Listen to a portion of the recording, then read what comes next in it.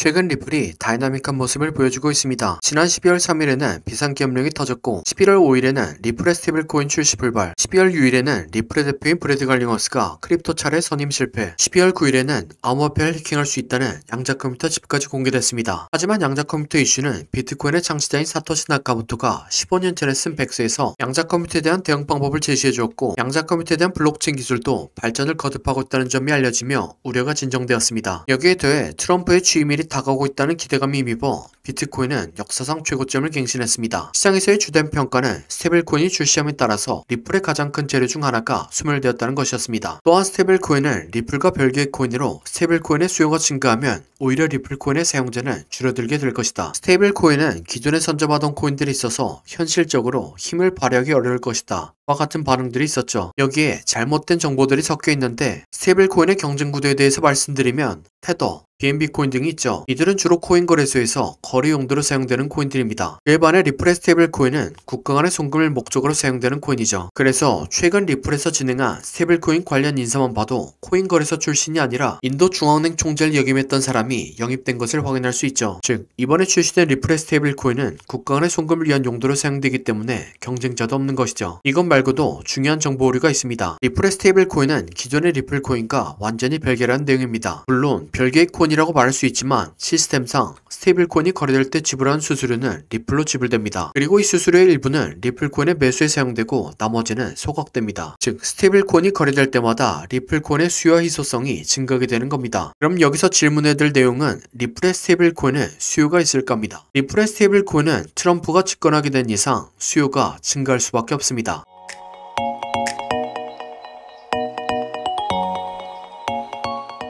구독과 좋아요는 지속적인 영상 제작에 큰 힘이 됩니다. 영상을 시청하기 전에 구독과 좋아요 누르시면 감사하겠습니다. 리플 스테이블코인의 수요는 트럼프의 성향과 미국 경제 상황을 이해하면 좋습니다. 트럼프의 성향은 다들 아시는 것처럼 미국 우선주의죠. 특히나 경제에 대해서 절대 패권을 확보하고 싶어합니다. 이런 경제 패권을 확보하는 데 방해 요소 중 하나가 바로 유럽연합이죠. 미국이 발행한 달러는 페트로달러 체제로 인해서 모든 무역에서 사용되죠. 그래서 다른 국가들은 미국이 아니더라도 달러 사용이 가능하기 때문에 달러를 비축합니다. 그리고 달러를 비축하는 과정에서 최대한의 이득을 보기 위해서 이자를 주는 미국 채권을 매수하죠. 그러면 미국은 그 수익으로 부채를 발행하며 다른 나라의 물건을 사줍니다. 그리고 이 돈을 애플과 아마존 같은 글로벌 기업들이 회수하는 거죠. 이 과정을 반복하며 미국은 현지의 경제 주권을 가지고 외교에서 우위를 점하고 있습니다. 예를 들어 캐나다의 경우 미국 무역 의존도가 77%입니다. 이에 따라 취임하지도 않은 트럼프가 캐나다의 관세를 높인다는 얘기가 나오자 곧바로 캐나다의 총리가 직접 트럼프를 찾아온 일도 발생했죠. 이 내용만 들으면 미국이 완벽히 경제 패권을 손에 넣은 것으로 보이지만 그렇지 않습니다. 앞서 말씀드린 유럽 때문이죠. 국가 간의 무역이 발생하게 되면 국가 간의 송금 역시 일어나게 됩니다. 그리고 이 국가 간의 송금은 곧바로 상대에게 전달되는 것이 아니라 스위프트를 거치게 되죠. 스위프트는 국제은행간 통신협회의 약자로 200여국의 금융기관을 연결하는 네트워크 협회입니다. 현재는 국제금융거래의 코어 인프라로 자리 잡고 있죠. 그래서 미국이 다른 나라들의 물건을 사주고 글로벌 기업들이 물건을 판매하는 과정에서 스위프트를 경유하게 됩니다. 그래서 그 과정에서 발생하는 수수료와 거래 데이터들을 스위프트가 자연스럽게 독점하는 거죠. 여기서 문제는 스위프트가 유럽에 속해 있다는 겁니다. 즉 미국이 아니라 미국 다음으로 힘이 센 유럽연합에서 권력을 취하고 있는 거죠. 여기서 트럼프는 스위프트의 권력을 약화시키기 위해서 리플의 스테이블코인을 활용하는 전략을 택하게 된 겁니다. 대외적으로는 국제 표준을 준수할 수 있으며 빠른 송금 속도와 저렴한 수수료를 내세우고 실제로는 스위프트가 가진 힘을 약화시키고 미국의 경제 주권을 강화하려는 거죠. 이렇기 때문에 리플은 미국을 등에 업고 이미 상당한 수의 금융기관들과 파트너십을 맺고 있습니다. 유럽의 주요 은행들은 물론이고 중동의 두바이 국제금융센터, 아시아의 일본은행들, 심지어는 암호화폐에 대해서 적대적인 입장을 취하던 중국까지 리플과 파트너십을 맺은 거죠. 이 정도까지의 파트너십이 가능했던 건 미국 정부의 지원을 받았기 때문입니다. 최근 브래드 갈링허스가 CBS 인터뷰에서 한 말이 있습니다. 단기적인 이슈에 흔들리지 말고 장기적인 안목을 가지고 지켜봐달라. 그러면 리플은 기대응할 것이다 라는 말을 했죠. 따라서 제 구독자분들은 장기적인 안목을 가지고 현명한 투자를 하셨으면 좋겠습니다.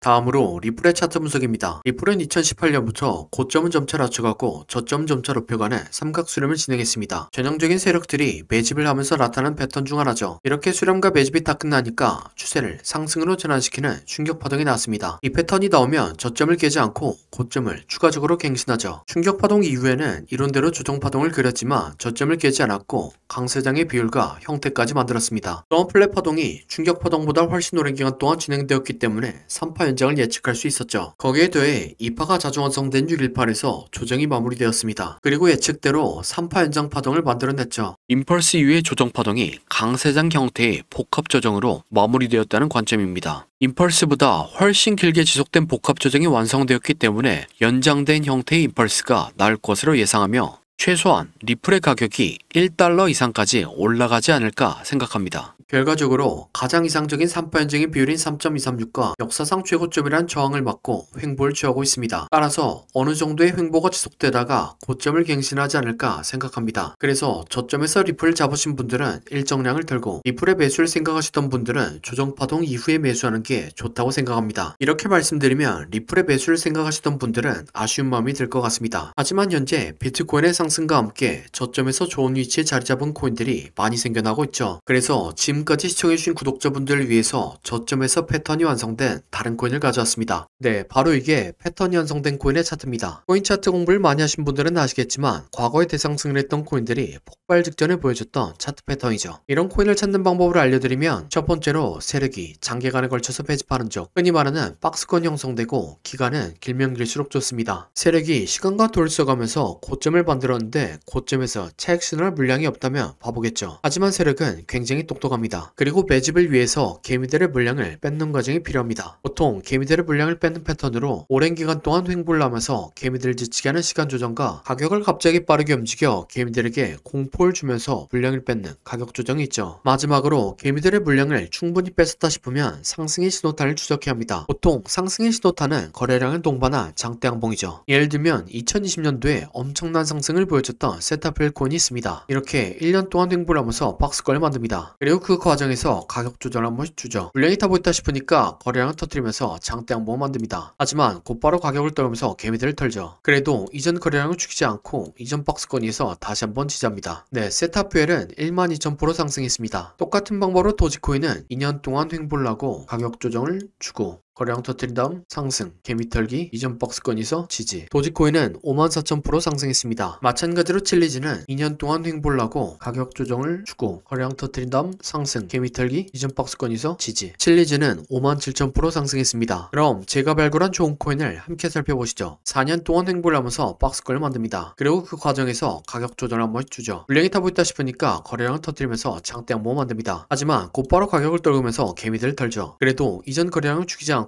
이전 박스권에서 다시 한번 지지합니다. 네, 이전에 다른 코인들처럼 이 코인은 높게 상승할 겁니다. 1년 6개월 매집한 세타표엘이 12,000% 상승했고 2년간 매집한 도지코인과 칠리즈는 50,000% 이상 상승했습니다. 그러니 4년간 매집한 이 코인은 적어도 10,000%, 많이 가면 100,000%는 올라갈 거라고 생각하고 있습니다. 50,000%면 100만원이 5억이 되고 100,000%면 10억이 되는 금액입니다. 차트가 좋으니까 여러분들에게 올인하세요 라고는 말씀드리지 못합니다. 하지만 100만원이나 200만원만 넣어서 인생 역전의 기반을 만들어 볼 수 있다고는 말씀드리겠습니다. 코인 매매를 오래 하신 분들은 아시겠지만 이렇게 축제 분위기인 장에서는 관심받고 있는 코인이 아니라 시장에서 관심받지 못하는 종목이 더 큰 수익을 안겨다 줍니다. 그래서 저는 무리하지 않는 선에서 시장에서 관심받지 못하고 있는 이 코인을 매수하려고 합니다. 저와 함께 이 코인을 매수해 보실 분은 화면에 나오는 010-7448-0073 번호로 30이라고 문자 주시기 바랍니다. 그러면 제가 여러분들이 구독자인 것을 알아보고 바로 코인 이름을 문자 드리겠습니다. 이렇게 말씀드리면 이 코인이 무엇인지 영상에서 말하면 되는데 왜 영상에서 말한다고 문자를 보내라고 하냐 라고 하시는 분들이 계시죠. 이건 세력들의 눈을 피하기 위한 수단이라고 봐주시기 바랍니다. 유튜브의 기능이 너무나 발달해서 이렇게 스크립트 표시를 클릭하면 제가 영상에서 말한 내용이 그대로 글로 작성됩니다. 즉 외부에서 검색을 하면 이 동영상의 접근이 가능하다는 거죠. 그래서 세력들은 본인들이 매집한 코인을 다른 사람들은 어떻게 생각하는지 굉장히 쉽게 파악할 수 있습니다. 그러면 앞에서 차트 분석을 왜 했냐 라고 생각하시면 생각하실 수 있는데 제가 차트 분석한 코인은 저 말고도 수만 명의 사람들이 분석 영상을 찍어서 올리죠. 물리적으로 그걸 다 하나씩 관찰하기란 불가능합니다. 하지만 이 코인은 검색해보면 몇 명 되지 않습니다. 세력들의 입장에서도 지켜볼 만하다는 거죠. 그래서 10만 불을 노리고 들어가는데 굳이 세력들에게 저희들의 전략을 노출시킬 필요가 없다는 생각입니다. 아무튼 이 코인이 무엇인지 궁금하신 분은 화면에 나오는 010-7448-0073번호로 30이라고 문자 주시기 바랍니다. 그럼 구독과 좋아요 부탁드리며 다음 영상으로 찾아뵙겠습니다.